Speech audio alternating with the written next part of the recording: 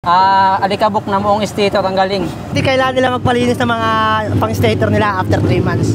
Madumis. Good day mga kuys. Today, bali may tinotrouble tayong ngayon. Aerox B1. Ang nangyayari, namamatay-matay every time na nag-free wheel siya. Ito, punta natin si Boss Dem kung anong ginagawa sa Aerox. Boss Dem, update niya sa ginagawa mo. Oh yeah. Ito, Ay, nakita mo? Nakakabukas ko lang. Alikabok na moong stator ang galing. Ayan o. Ang tawag dyan? Ang tawag dyan? Hindi ko alam. May pinaghalong alikabok at stator. Ayan o. Kaya namamatayan siya. Tingnan nyo mga kuys, di ba?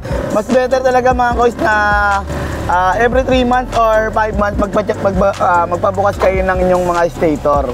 Or tawag dito, magneto cleaning kayo. Para maiwasan nyo yung mga ganyang senaryo mga kuys. Pwede kasi magkakaroon ng loose contact din ng CKP. Dahil hindi niya na makontak or wala na siyang signal doon sa magneto. Diba? Balikan namin kayo mga kuys after malinisan ni Boss Dem.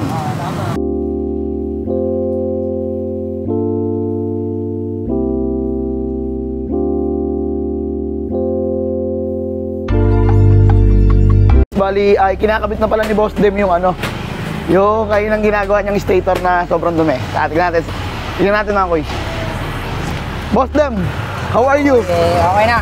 Nalinis na yung stator kanina na may alikabok na may konting stator na mo.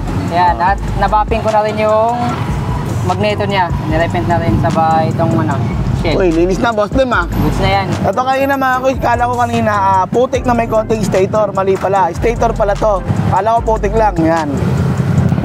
Okay? Ito pala yung may-ari niya mga kuys. Ano ba nasabi mo sa mga Goods. May mga motor? Goods and quality, kailangan nila magpalinis ng mga pang-stator nila after 3 months. Goods. Diba? Pero kung gusto mo ng gastos, huwag kayo magpagawa. Kaya magpagawa. Kung gusto nyo ng gastos. Goods. Tenex lang sa kalam. Tenis lang, saka lang.